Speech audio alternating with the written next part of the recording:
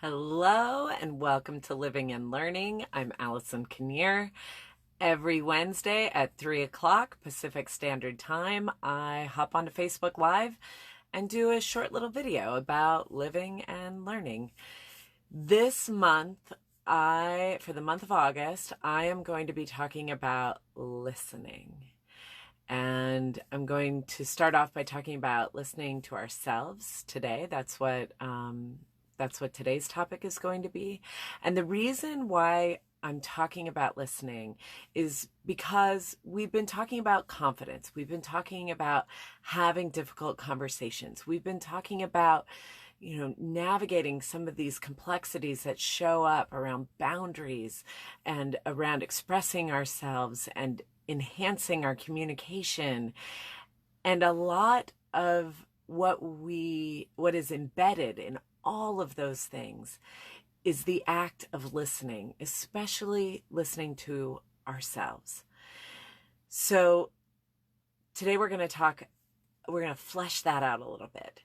And when it comes to listening to ourselves, the problem is that when we're not listening to ourselves, when we're not listening to our inner wisdom, when we're not listening to our intuition, when we're not listening to those nagging little thoughts that hit us maybe at 3 a.m. or whenever it hits us, when we override some of the things that our body or our intuition is saying to us, then we have a tendency to override that in others.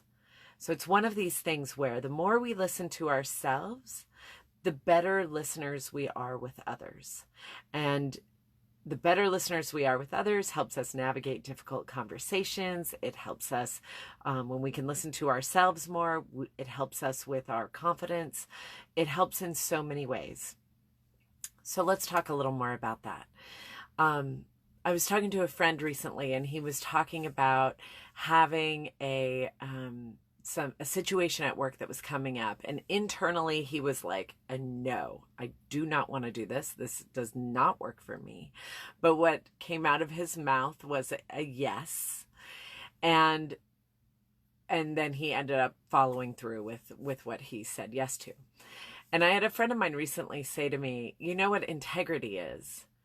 Integrity is when what we think, what we say, and what we do is in alignment. So I'll repeat that. Integrity is when what we think and what we say and what we do is in alignment. That's how we keep in that internal integrity, when all of that is lined up. And oftentimes what happens is our mouth just automatically says what it normally automatically says. Some people are yes people, some people are no people.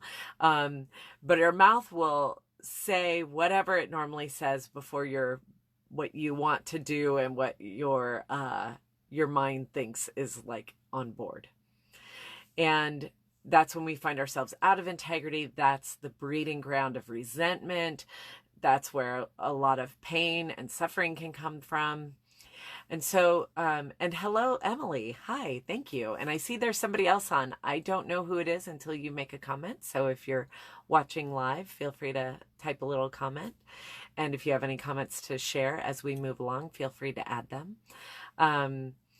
But oftentimes, I know for me, when I first was trying to listen to myself, it felt like listening for whispers while I was at a rock concert. It can be really hard. And I know when my inner critic was super active, when my inner critic was kind of running the show, it was so hard to hear any other voice, because that's how our inner critic is. Our inner critic is loud and it's obnoxious and it's nonstop and it's constantly beating the drums. And so part of what we have to do is listen, but not necessarily believe. It's a distinction, right? We can listen, we can hear our inner critic, but that doesn't mean we have to take that extra step of believing it's true. My old therapist had a bumper sticker on her car that said, "Don't believe everything you think." And it took me a while to kind of be like, well, why wouldn't you believe everything you think? Shouldn't we believe in what we think? And it's like, yes, and our inner critics can run rampant, and we don't need to believe everything that's on there. Oh, hello, Shara. Hello, Lacey. Yay. Hello. Welcome, welcome. So part of the work becomes for us to listen to those whispers. Listen to the whispers that are happening, that are coming in. Maybe it's the whisper of our body saying, I'm really tired. I'm really worn out. Maybe it's the whisper of that part of you that says, you shouldn't do that. Or the part of you that says, ooh, you should totally do that. What are those intuition hits? What are those messages that we might be overriding?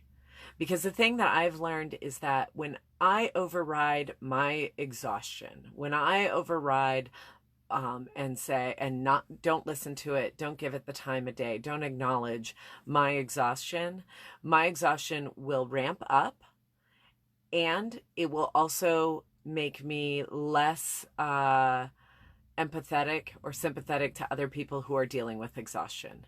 So we can override the things that in other people, the things that we're overriding in ourselves.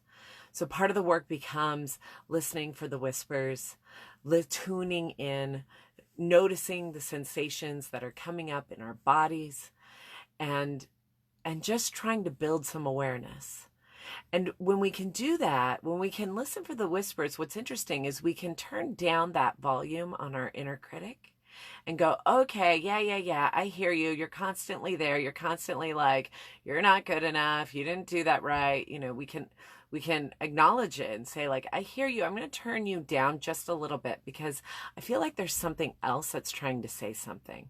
So let's just turn that volume down a little bit and just hear. Is there something else there?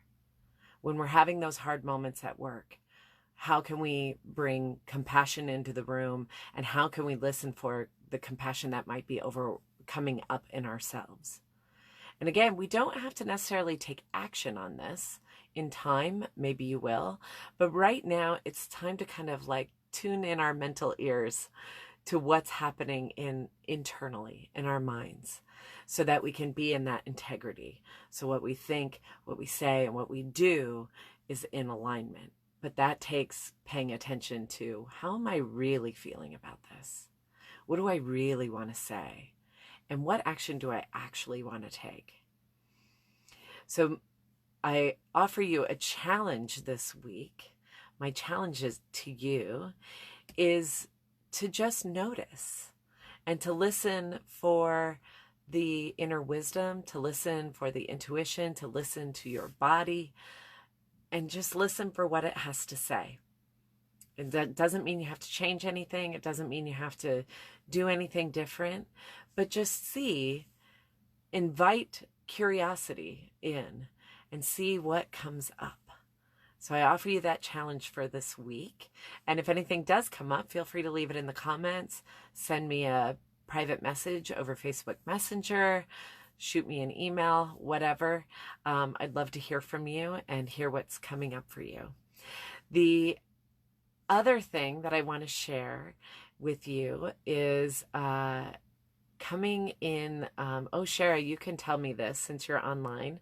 I believe it's August 26th or 25th, that Friday, is the first day of Seattle Life Coach Training, the new 6-month session that's coming up. If you have ever considered being certified, becoming a certified life coach, Seattle Life Coach Training is where it's at. I'm a facilitator there, as is Shara, and it's starting soon. So if you're interested, shoot me a personal message. I would love to get you hooked in. If you have any questions, both Shara and I can answer that. It's a wonderful program. It's life-changing. It's just a game changer.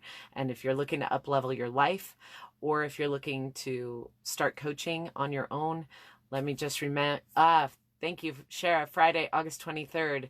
I just recommend checking out Seattle Life Coach Training. It's definitely worth it. Oh, thank you for the link. Yay, go Shara. And thank you, Emily. I'm glad you like the challenge. Listen for the whispers. That's your challenge for this week.